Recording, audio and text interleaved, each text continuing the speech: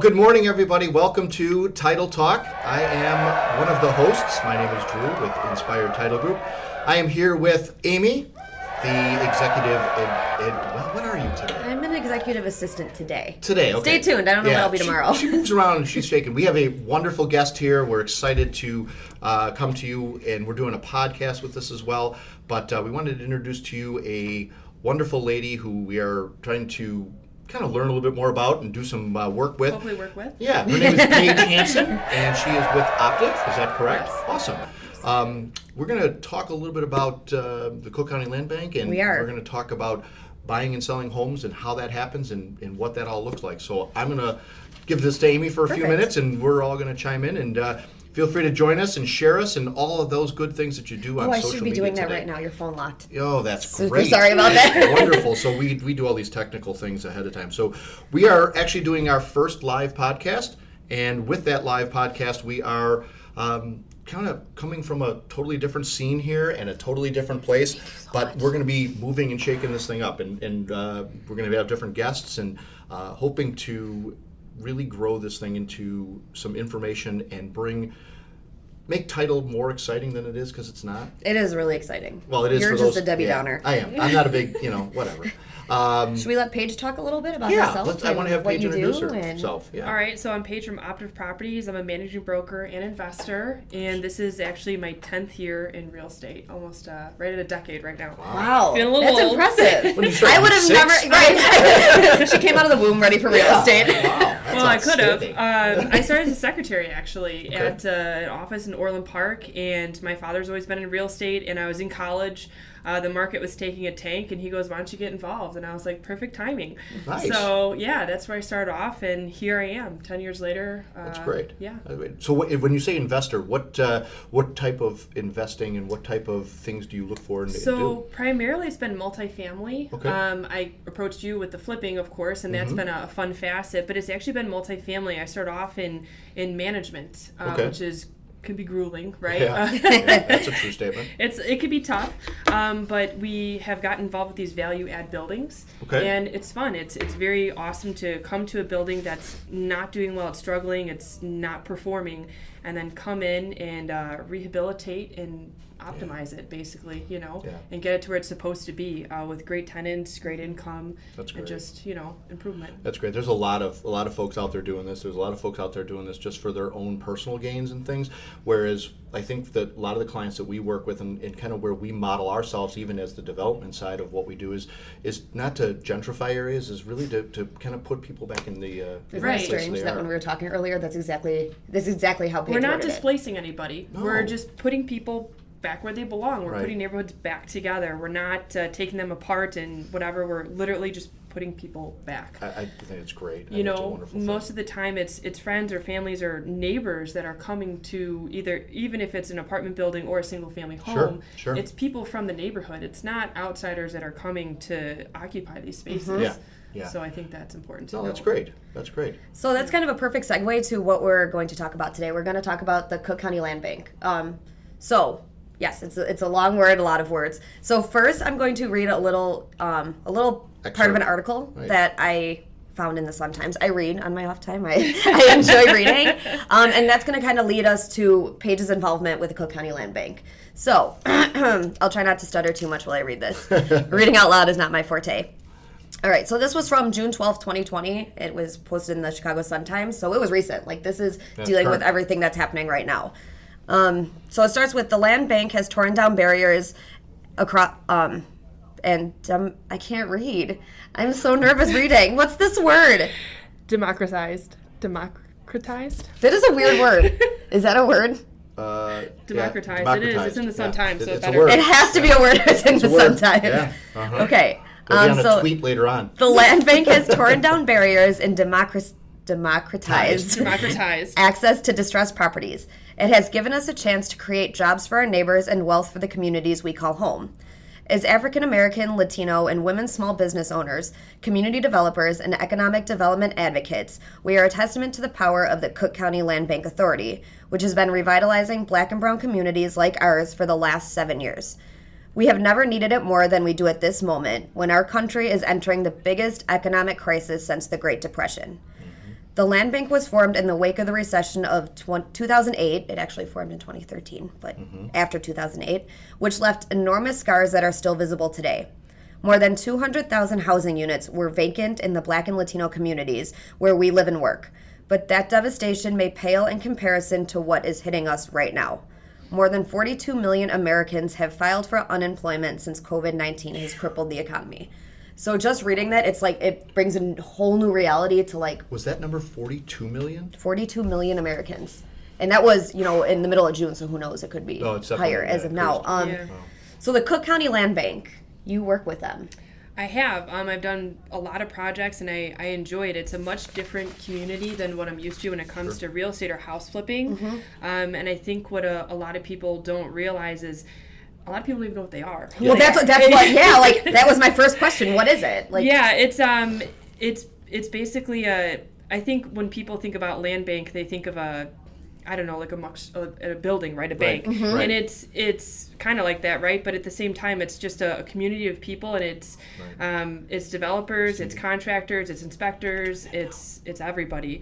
And they come together and we revitalize neighborhoods.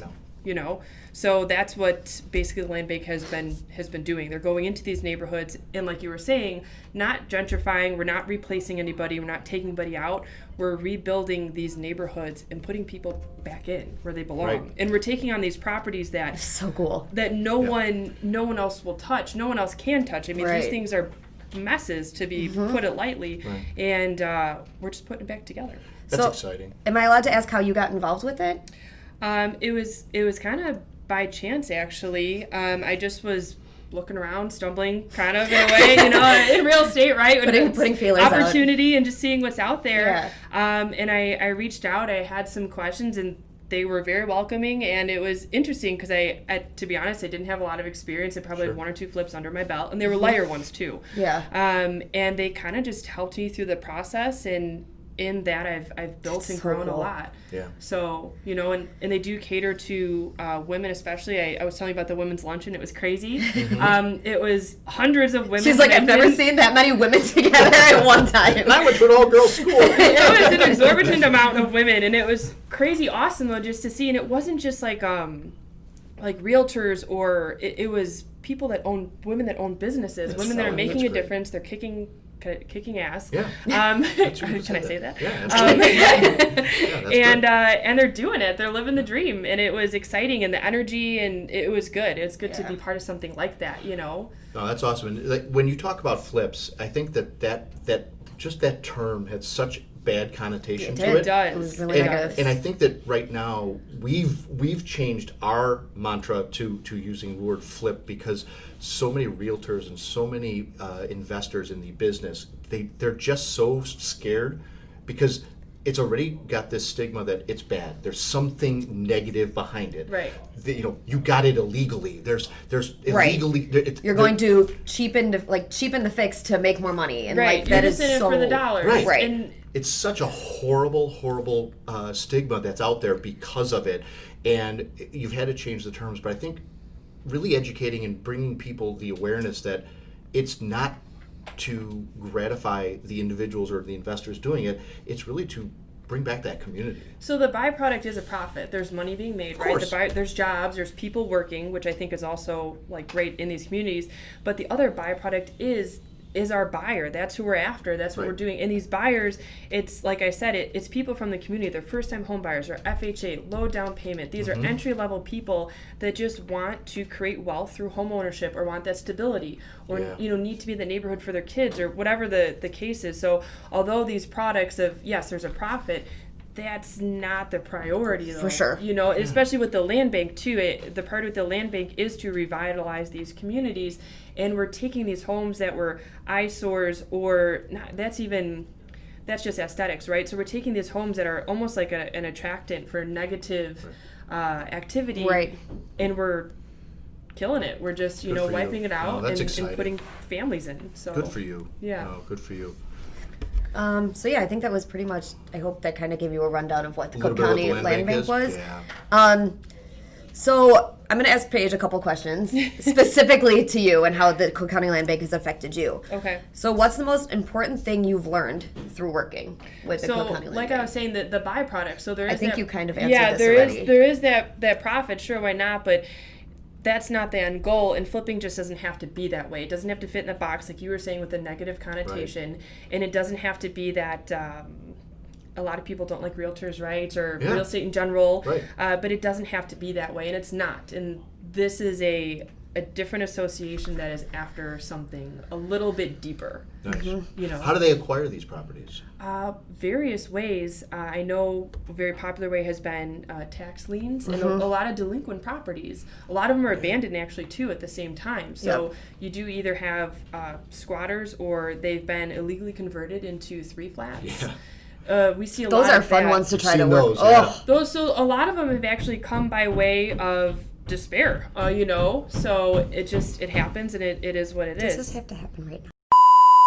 So working with the land bank, I think there can be a deeper and better meaning and purpose too, right? A lot of people ask, why do you do what you do?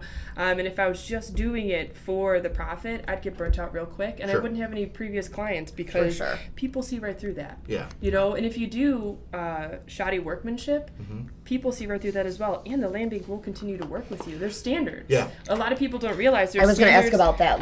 So there's standards and rules. You can't wholesale the property. We're not there to jack up prices and to gouge the market. Off-put everybody. We're there to come in and, like I said, just flip, I guess, you know. Yeah. Let's make it a positive word today. Yeah. Well, and I would love to have that. I'd be truthful. Facelift. I really would. I would really love to have the word flip go from 2008 to 2020 and become a different understanding of what that means. Almost like value add. I feel like value add is a better word, and we use that term in real estate a lot when it comes to properties that are not performing well or just they're not at their best use. And that doesn't always mean money. That just means that they're not doing what they're supposed to do, whether it's housing a family or a business or whatever. So that's and the rules are there for a reason though. You have so long to do it. Your work is inspected too, so you can't sit there and just fly through it. For sure. You know, and I think a lot of people don't realize you're held accountable by the land bank throughout the process, which is good. And it's a hard process from what I've gathered. It's not just easy one and done, put Band-Aids on it and move along. Some of these homes, they're hairy, man. They're bad. Oh, yeah. You know? We've seen them. I mean, we've insured some of these as the title company, and we've seen some investors come through, and we've even done some of these ourselves with our development company. Right. And I think the point that you made earlier about you have criteria that you have to live up to from them, and they have to approve your work, or else you're not going to get any more. No, you're not. And you will not keep moving. I think that's really great. You're accountable. You're held accountable. You're held accountable, exactly. And I think that's very awesome because, you know, flippers, I think part of that negative connotation comes from the fact that they weren't held accountable. Exactly. You know, and that's why we've had other problems in the real estate industry, banking, whatever industry. Yeah. If you're not held accountable, it's not going to work. They get in, they do the job, and whether it be shoddy or nice, they don't care. They're looking at the profit at the end. Right. And the land bank slows it down. Puts these things in place. It's still a great opportunity, but there is responsibility with it. Sure. You know? Well, that's really exciting. That's good to hear. Yeah. All right. Are you ready for the next one? Yes. What advice would you give other developers, like IDG, I'm just kidding, interested in working with the Cook County Land Bank? So it's a great segue to kind of what we're talking about. So it's not just about the dollar, it's about the difference that you're making. Right. And the land bank that's what they're about. So if you're not going to be on board with that, if you're not going to sail with that ship, you just stay on shore. Right. You know, you shouldn't get into this if you're just thinking like, oh, this is another way I can... quick money. Exactly. Yeah. And, you know, it has been profitable, right? But like I said, there's this other side to it where you're adding value to these communities, and that's what they want. There should be profit if you're doing good work, right? Right, that's what I mean. Right. People should always be paid for a job, but you should also do that job well, and that job should create other, you know, avenues of positivity, and that's what we're doing here. So I think what I would tell other developers, it's a great opportunity. It's a great way to get in, maybe easier level than it would at other competitive, right, multiple bids, whatever, open market. Land bank, I think, gives you a little more of a sheltered opportunity. Right. But, you know, you have you have to follow the rules and play. Yeah. I'm pretty sure that there's no shortage of properties to for the land bank to delegate out, right? I mean, there are thousands and thousands of properties that they have. Yeah. And it's all of Cook County, not just Chicago, not just the city. Like, this is Cook County. It's all of Cook County. You just have to take on the task. You know, you have to roll up your sleeves and do the work. Like, there is no skirting anything. Yeah. In part of, you know, offering these homes, we don't want to move someone in and then have this not be a positive move, not a value thing. You don't want to put people in a house that is actually going to become more of like a burden or a problem. Sure. That's not what we're doing. No, for sure. So no, that's great too. All right. So how has it impacted your career personally? It's like I said, it's given me that opportunity that I think I normally wouldn't have. And it's given me a community of people that I would never know. And I've also worked in communities that I probably normally wouldn't go into as well. It's really broadened my horizons, my education, and just my overall understanding of flipping, how the market works, and how it can actually be a positive thing and not just this machine. I guess I can't really emphasize enough how exciting that is, especially in the state of the world that we're dealing with right now, and the fear that's out there and the uncertainty that's out there. What's the future? Just to be able to step into some of these communities and know that what you're out there to do is for a positive cause. It's viewed so poorly. There's so much jealousy out there. There's so much anger out there going, well, how come she's doing it, or how come he's doing it? Why don't I have a chance? It's an open opportunity. It is. It's not as though it's just, segmented to this little group of people, right? No, you just have to step up to the plate. And I think a lot of people want to play. They want to be in the game, but they don't have their gear. They won't step up to the plate. Right. They won't. That's right. You need to practice about working. Yes. It's the way. It should be the American way. Unfortunately, a lot of people look for that simple way, that, the quick fix. Right. How can I make a lot of money fast? It's not what it is. Partnering with somebody like you did here, and having that guidance, that accountability, that structure. I think the blueprint is there for doing it right. It is. You just have to follow it. And on top of it, I think working with the land bank, something that is valuable to me. If I do have questions, if I am struggling, if something's not going right with the property, whatever the case may be, they are my resource. It's not like they just dump their property on you and they're out. Nice. Good luck. And they're like, see you in 12 months. Hope you meet the requirements. For sure. No, they're there. I can reach out. I can text these people. I can barely say that about anyone else, that I can just have that easy accessibility. That's great. And friendliness, too. That's something. They want to see you succeed. Because you're helping them. They want the whole process to succeed as well as an individual. Yeah. So it really does help when I can feel like I'm going to take on this property, but I'm not just suddenly by myself. And they're like, we'll see you at the finish line. Right. They're doing the race. Great. They're doing the race with you. Sure. And I think that it speaks volumes to leadership, right? You never would expect anyone to do something you wouldn't do yourself.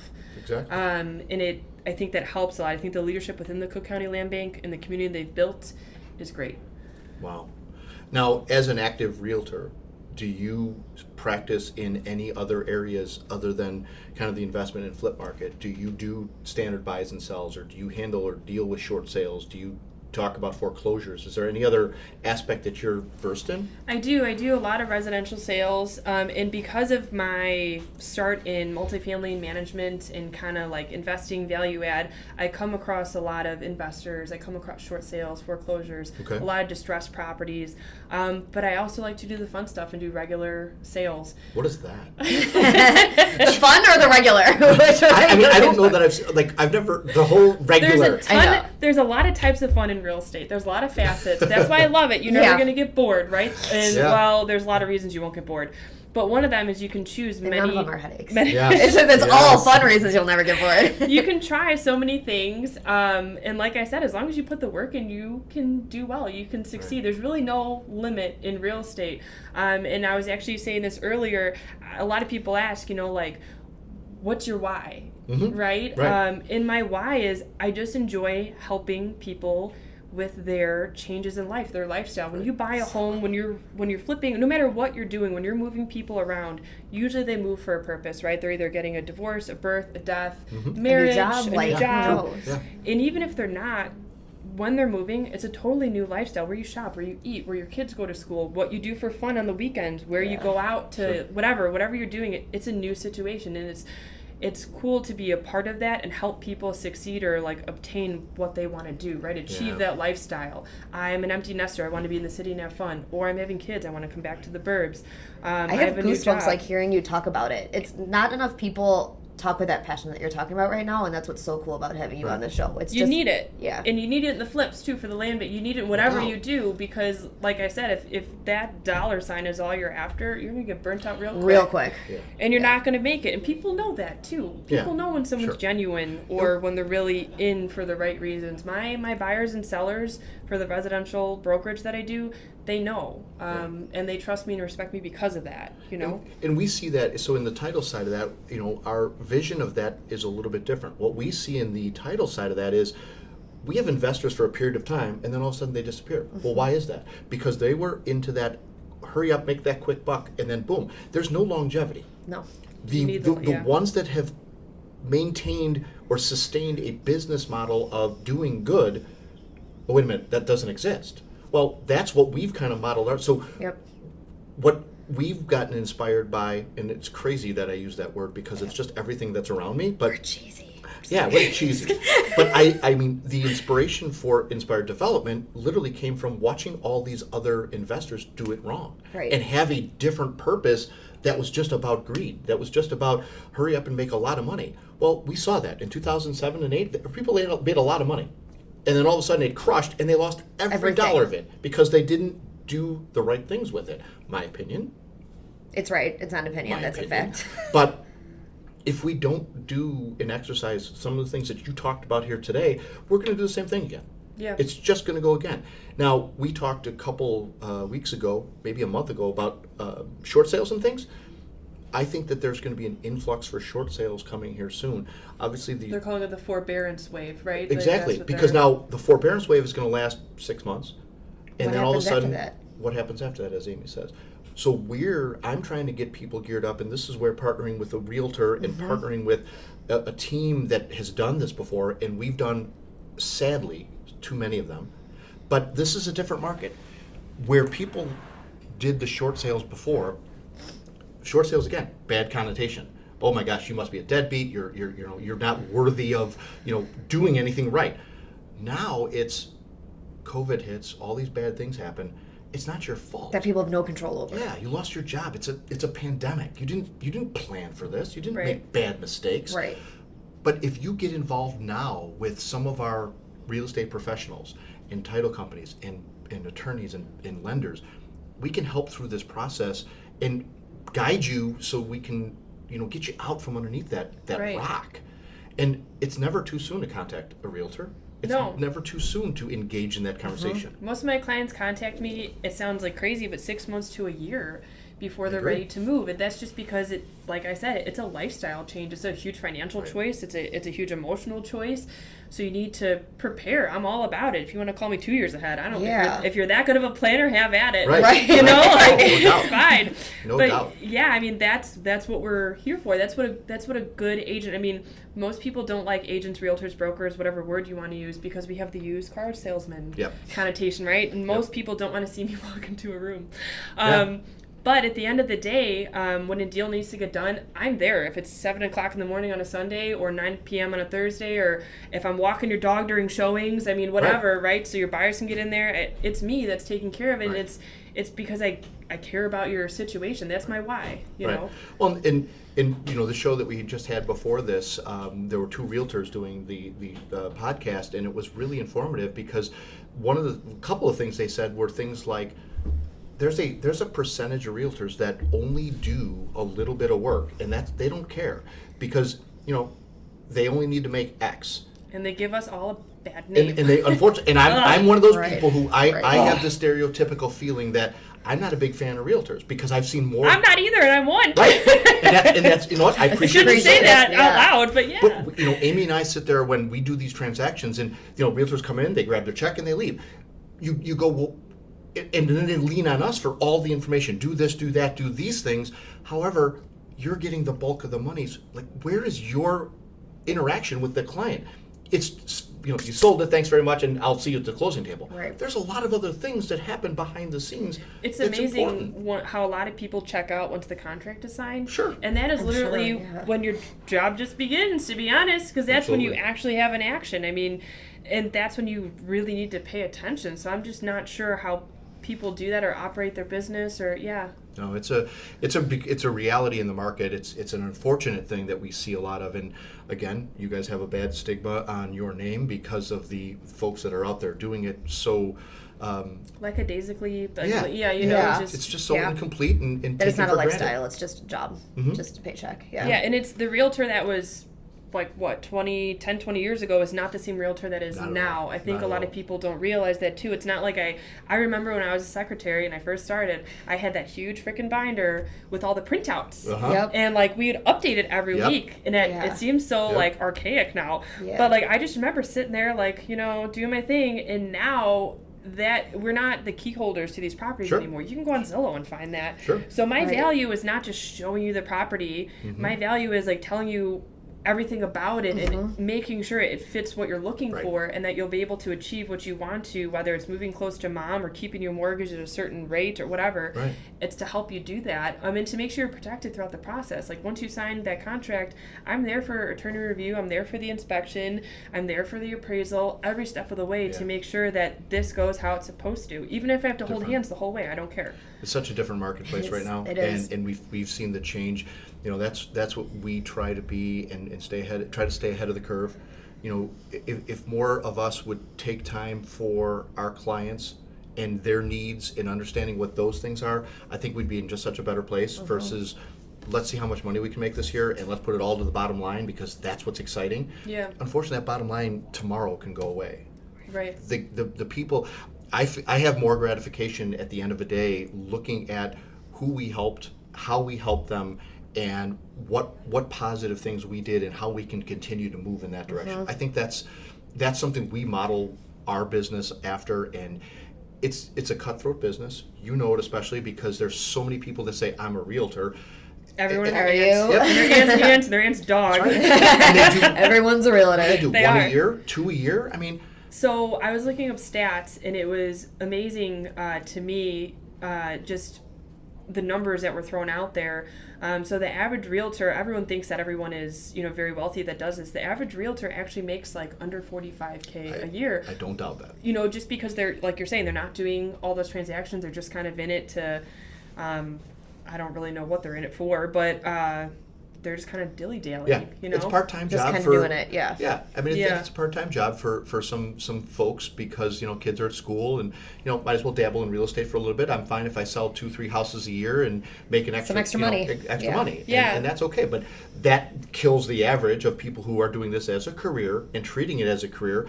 And those part-time people, they're not as available. It's not as convenient. So you now as the good premier broker, realtor, are trying to contact and get in touch with that part-time broker to get a deal done. Oh, that's the worst. It's hellacious. It is.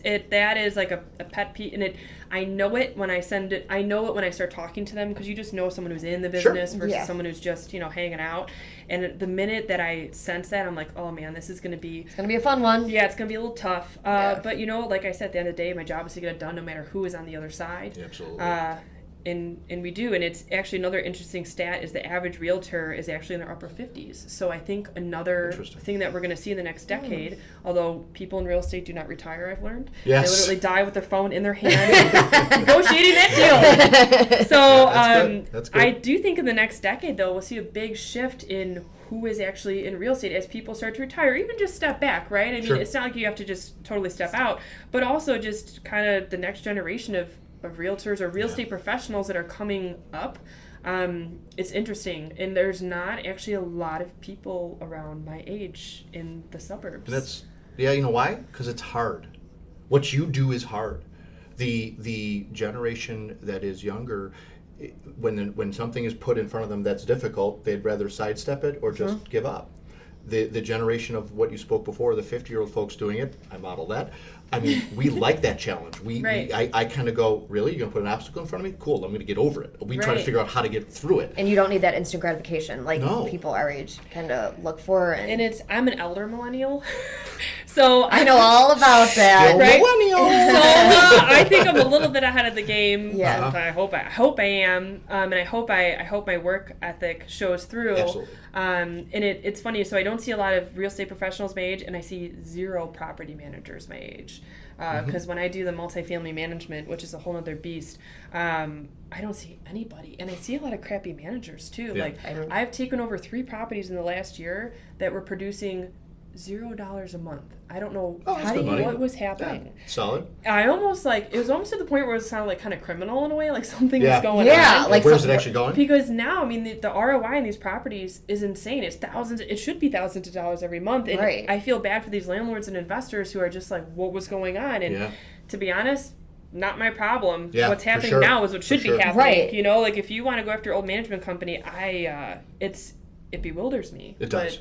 But, you know, it just takes a little bit of effort and Right. get it going. Well, the key word there is effort, and just to kind of give you guys a little bit of a kind of summary where we're at. I mean, if you have any questions on this, I mean, Paige is here live with us. It's really great to ask a realtor a question if there's something that you want to know, if there's something maybe you don't understand about maybe your home or the property you're living in, or maybe the home you're looking to go buy. Certainly, reach out, send us a quick message here, or you can definitely email us or give us a call later on after the show is over. The purpose of what we do and why we do this is, part of it is to educate the industry on what is title, what do we do, why do you need it, etc. Bringing on different guests in the industry to really solidify and help you understand that process that is kind of obvious to us but not obvious to you, and we try to simplify it and make it understandable, because you guys have a voice, you guys have a choice on who you use and what you want this to be. You can choose your realtor, you can choose your lender, you can choose your title company. A lot of it is kind of allocated and dictated by the professionals, the attorneys and such. But if you speak up and say, you know what, I got some really good information from Paige, I want to have her be my realtor, and Inspired Title did a great job talking about this or that, I want to use them to close that transaction. I mean, this is why we do these shows every week and continue to bring in guests who are in the business doing different things. I mean, nobody would have thought about the Cook County Land Bank and what they do and why I would ever need to know about that. But isn't part of what you do or part of what the land bank does, they handle some of the tax issues with these properties, right? And we're talking about these forbearance and foreclosure things that are on Booming right now, right? They're happening now. So I would say in a period of 12 to 18 months, we're going to see an influx, and there's going to be some changes in our marketplace with regard to people losing their homes and things. Yeah, there's going to be problems. I mean, obviously, and we're going to be there to help. Right on. Right on. And as we mentioned a little bit earlier, it's never too soon to engage us and bring these to our attention so we can get involved to help. And there's a lot of different directions we can point you. With the forbearance stuff, one of two things is going to happen. Either A, you're going to be able to pay your mortgage and get caught up, or B, not. And that not is really not a good answer. I've seen it go both ways, I'm actually. sure, yeah. I've been thankful for my clients that have actually been able to pay it off at the closing table. Okay. But I've had other clients that have not had such luck with their mortgage companies, and on top of it, when they go get a new mortgage, they cannot. Yeah. Because of the forbearance. So it is. I always get ahead of yourself on it. Right. You always want to get ahead of it. You don't want to be wanting to put that for sale sign in your front yard and then you realize you can't make the move. Right. You know, like you'd rather know ahead of time, be like, hey, I have a couple things I have to, organize, pay off, documents to file, whatever it takes Right. to be prepared, because moving is a big thing. Oh, it's huge. And getting a mortgage is a big thing. So would it be odd for them to reach out and give you a holler to kind of maybe take a look at their portfolio of where they're at with their financial situation? I know obviously you're not a financial person to the analyzing side of it, but you are a industry person that can understand going, well, are you employed? Right. Do you have employment on the horizon, and can you make that payment? I can definitely lay out some framework for anybody. Sure. And if I can't answer the question, we were also talking about this, I'll find someone who can. Right on. That's part of my job, That's too. what we do. It's also to know when my knowledge stops, right? I'm not an attorney. I'm not a financial institution. So it's to know when my knowledge stops and when someone else's knowledge will best serve you. Perfect. And I think a lot of people are afraid to give up that control or Yeah. afraid to give up that information. Right. That is what's really best for anybody, right? Yeah. You're going to go, you need to be with someone who's going to have that knowledge and best serve you, and I think that's important. And I think that's a great answer, because that's what we're ultimately trying to convey to the audience, is that the at the end of the day, we are working for you. We want to get you to the best place that you're wanting to be, and sometimes through some of the ugly situations, we can still get you there. Right. It may not be pretty, it may have a little bit of pain, but to ignore it is the worst thing to do. Right. Oh, procrastination station. It's exactly. Yeah, it is awful, because it will come back. Yes, you can't just say, well, I'm gonna push that aside and I'll work on that later. If you bury that, it's not gonna bloom. It's gonna explode. I'll tell you. And we've all seen it. I mean, from the realtor side to the title side of this thing, the unraveling and unpacking of that disaster that you created by shuffling it under the rug has really, I mean, we work with many attorneys, and that's how we we've kind of tagged them as the after the fact attorneys. Meaning, if you would have just spent another second or two before this happened, they could have really made some great progress. But they're great after the fact attorneys, because they're still going to intervene. I do understand, though, because when a lot of people approach me about their struggles, right, or their problems, I feel bad because they're embarrassed. Oh, sure. There's a definite pride thing there. And I always want to tell people, like, you're not the only one, trust me. And I'm not here to judge, I'm not here to sell you anything. I think that's another thing too. I'm not selling you anything. I'm here to help you, and I'm not judging you. I think your service is free. Right? Until you get engaged to do something, it costs them $0. I do a lot of shit for free. We all do, especially in the best interest of our clients. I don't think people realize that either, right? They always think I must be. No, I do a lot for free. I mean, that's. Well, isn't your driver and butler waiting out front to pick you up and take you to your next show? Come on. I do it. I think what Paige said needs to be emphasized a little bit more. This is not about shame. This is not about embarrassment. This is about reality. This market, this current pandemic, this current state of the state is real. It's not your fault that you're in the financial situation that you're in because you lost your job. You losing your home right now, or you having struggles right now, is not as a result of you being a deadbeat or anything wrong. It happened, and it's okay. And we're telling you, we're here to work alongside and try to kind of help you and pull you out of that mud and get you back on your feet. Put you back in control, right? I mean, that's what we want to do. People have lost control because of this situation, or you can't control everything. Right? So our job is to put you back in that driver's seat and get you on your merry way. That's what we're trying to do. With as little as nicks and bruises that you can have. And it's something that's pretty. It sounds like it's easy. It's not. We understand it. But at bare minimum, don't wear this. This is not the 2007 and 8 and go, oh my gosh, I've over leveraged myself. I have way too much house. I never should have bought this much. I got talked into having a second mortgage. My income is never going to support this. Right. That's a whole different conversation. Way different animal. And that's just an unbelievable thing. And unfortunately, fortunately, we're past that. I think that we've lived through that. We've moved on, and now we're waiting for the next oddity and weirdness of what we're going to do.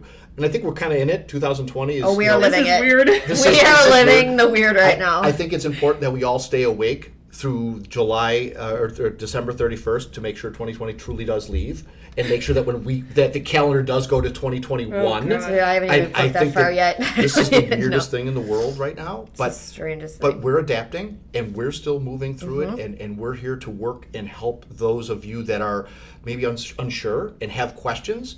Reach out, especially when it comes to probably one of the biggest investments you own is your home. Probably, yeah. Yes. And protect your family and let us help you. And if we can't directly give you the answer, we know enough people in the business that we can steer you to, and we'll work together and get you through this. I think that has some tremendous value and tremendous merit to it, and I think that we all have emphasized that same thing through the conversation of this. So it was really great. I'm glad you came out and spent some time with us. Having me. No, this was awesome. This is really great, and I think that we should do this again, and we're definitely looking forward to doing some business with Paige, and we definitely will talk about that and what that looks like, because even more after today, I just feel like I know you on a whole different level. It's super cool. Yeah, we learned a little bit more about her, and not we don't like all of it. She's still a realtor, but that's stereotyping, and I don't like to necessarily stereotype. Oh, I just man. did it. I don't judge. I just did it. It's okay. We like to keep it fun and fresh. Aimee, what do you got? You got any other questions for Paige or any other thoughts for today's? Not really. No? We covered a lot. Great. Paige? I'm just ready to, I'm ready to work. I think it's exciting to, you take and get energized from these kind of conversations, and you feel like the audience has maybe been energized, and you hopefully not you sleeping. hope that they can reach out. Well, we share this and let people watch this at their own little time. We're going to have this, obviously this podcast has been recorded. We're going to put this out there, and you guys can go back and listen to it. I think there's a lot of points that we've made. I think there's a lot of information that our producer Stevie is going to kind of put up afterwards with the contact information. We'll have Paige's information on there. We'll have our web information on there, phone numbers, all kinds of things. You guys, if you say you can't get a hold of us, you're lying. You're absolutely lying. We will not. We're allow in your that. face in some facet all the time. And we're going to do this every week. We're going to do podcast, the Facebook Live every week. And we're going to be moving our scenery around. We've got a lot of exciting things to come. A lot of exciting guests to come. Oh yeah, we've got all kinds of different scenery. Oh man, Absolutely. I don't even know about that. Hey, we may be doing it from one of these houses that we invest in with Paige, and that'd be cool. Absolutely, and just Let's sit there. do it. That would be a lot of fun. Is just talk about what kind of. We need to get started what we then. did here. Let's go. Absolutely, Let's go. we need to find a house for us, and let's go do this. So, Stevie, we can cue the music here, and we're going to wrap this show up. My name is Dru with Inspired Title. And I'm Aimee with Inspired Title. Paige Hansen with Optiv Properties. Thank you guys so much for joining us. It's been a pleasure. We look forward to seeing you guys next week. This is Title Talk. We are out of here. Thanks, guys. Take care.